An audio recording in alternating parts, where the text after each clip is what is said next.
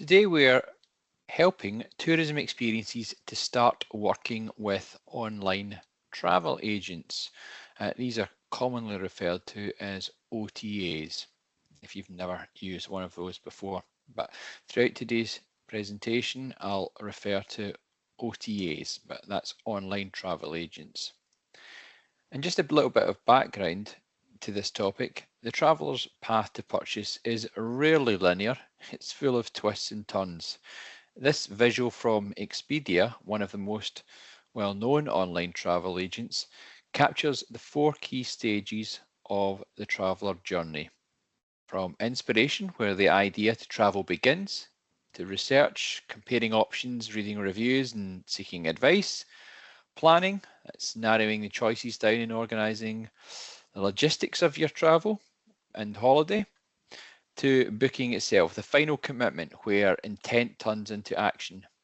Understanding this winding path helps us tailor our marketing and touch points to meet travellers at every stage, not just at the moment of booking. The next 2 graphs that you'll see on screen are from Arrival, an events and research company for the experiences sector.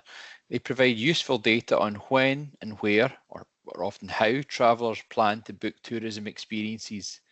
This chart is from the recently released European Experiences Traveller Outlook for 2025, and it highlights generational differences in how travellers plan their experiences. Younger travellers from ages 18 to 34 are the most likely to plan experiences in advance, with over 65% doing so before their trip. This suggests a strong preference for structure and digital pre-booking among this group. Travellers aged 35 to 54 follow closely behind, also leaning heavily towards advanced planning, with slightly more balance between advanced and in-destination planning. And in contrast, the 55 plus age group shows a preference for spontaneity, with a majority planning experiences once they are already in destination. This group may rely more on local recommendations or on-the-spot decisions.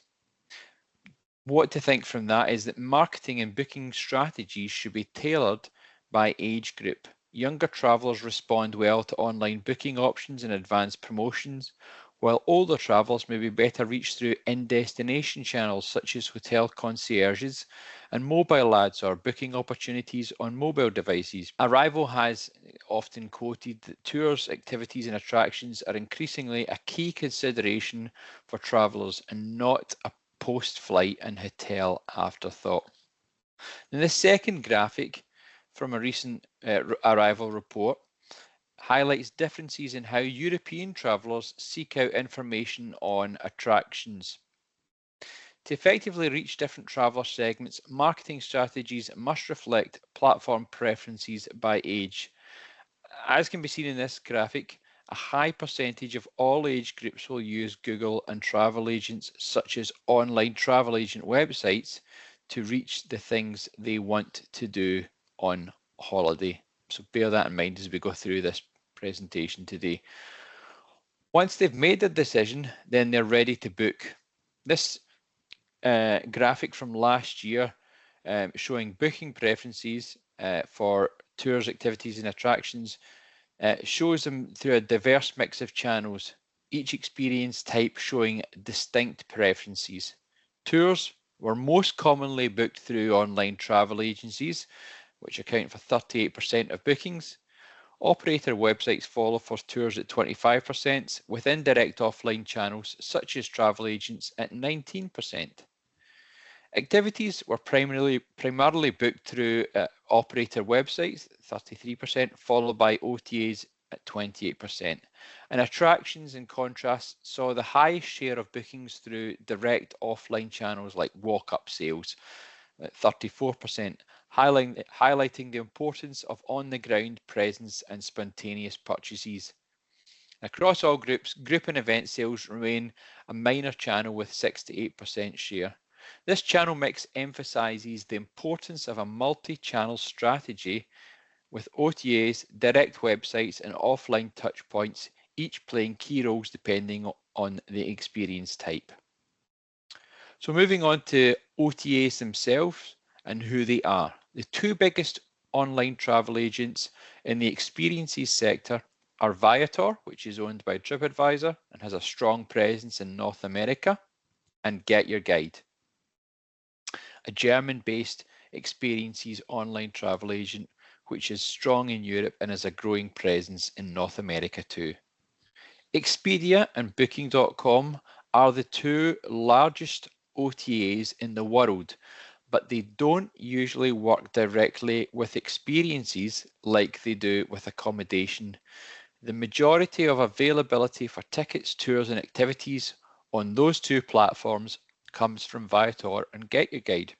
So if your business is featured on either of those two platforms, then there's a good chance you'll be displayed on Expedia and Booking.com too. There's a plethora of other OTA platforms for experiences for you to market your business on, and it's worthwhile doing a bit more research into this subject. It's useful to know what markets you wish to target when doing this. Here are 3 examples that I've given which give an insight into this. Klook is an OTA that specialises in selling experiences to travellers in Southeast Asia, especially Singapore and Hong Kong. 70% of their 60 million monthly visits are Gen Z and millennial travellers. Civitatis' main target audience is in Spanish-speaking regions with a strong focus on those aged 25 to 34. And finally, Headout is an experiences OTA that's headquartered in New York. It primarily targets millennials and Gen Z, and they have an emphasis on cities. It has a large office in India and has a strong presence there. So there's a few options that you might not have heard of before that are very popular amongst travellers from a variety of different destinations, origins around the world. It's important that you get a nice balance between OTA bookings and direct bookings. Try not to rely on one too much over the other. One of the main reasons to consider using OTAs is that they bring new bookings and customers, especially when your business might ordinarily be a bit quieter, perhaps in the low season. Any OTAs that you choose to use should be experts in their own marketplace and will be able to give advice on product tweaks and pricing. Everything you advertise with OTAs and sell is measurable, and you can see how many potential customers are viewing your products and how many are moving through to make purchases. As travelers search for inspiration, they visit many sites.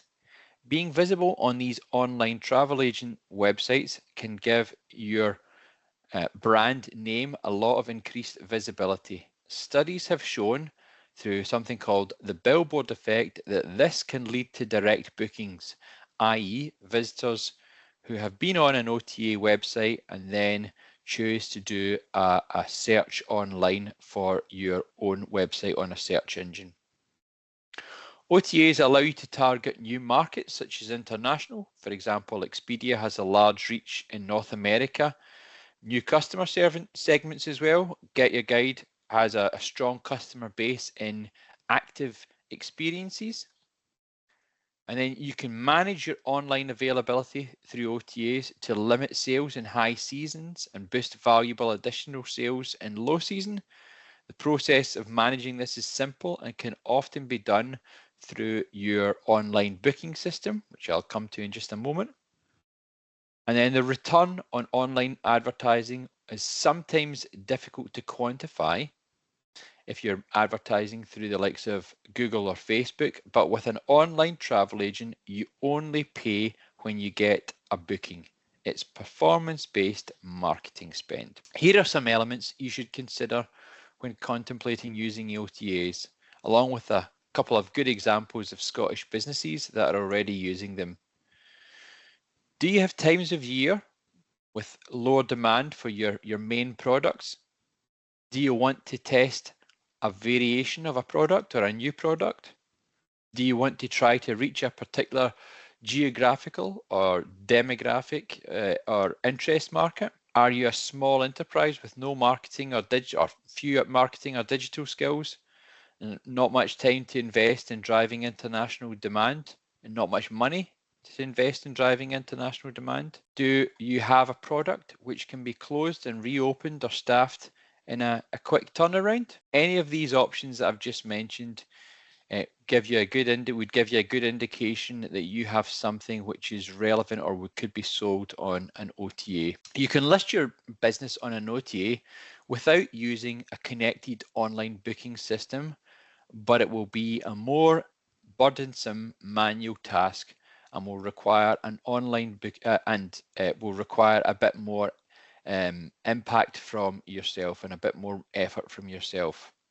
An online booking system will impact multiple areas of a business, including these key areas: live availability, pricing and booking on your website, whether that's ticket purchases or tour activity, availability, updates to other websites such as online travel agents, so that a booking made on your website will automatically update any OTAs that your activities or tickets or tours are advertised on, customer confirmations, amendments and cancellations, and reporting functionality.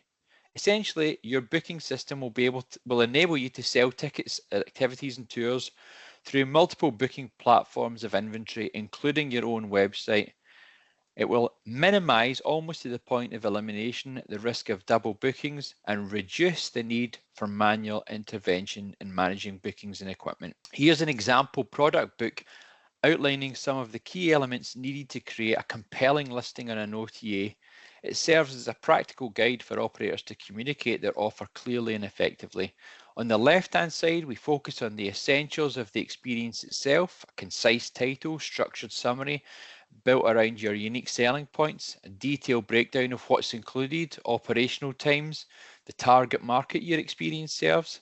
Whereas the right-hand side turns our attention to presentation and positioning, identifying the right sales channel or online travel agent, sharing critical information like cancellation policies and pricing that protects your profit margin, and emphasizing the importance of high-quality images and videos to visually communicate the experience and help travelers picture themselves there.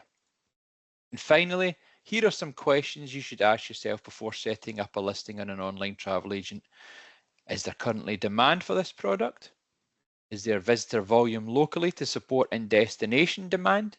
Do you have enough visitors to the area to sell the product to? What is the cost of delivering the product? And does the price that you charge allow for commission and still give a reasonable profit? Most online travel agents will take a commission of anywhere between 15 and 30%. Do you know your target audience, and does it match that of the online travel agent? For example, a luxury tour might not be appropriate for an OTA specializing in backpacker travelers. And does your product meet or products meet appropriate acceptance or quality standards for the OTA site? The quality levels are on screen that you see now are for Viator. Check if there are minimum standards for your selected platforms. Do you use a booking system that has a live connection to that OTA?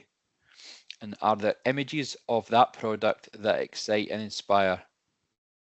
Are all components parts of the product easy to understand? Is the user experience right on their website? Can the booking window be kept open until close to the activity start time? This definitely helps with last minute bookings. And finally, are the logistics correct? Do you have the staff members available to be able to increase your levels of product distribution, or additional extras such as equipment, transportation, and arranging staff members might be a factor too? Thank you very much for listening to that today.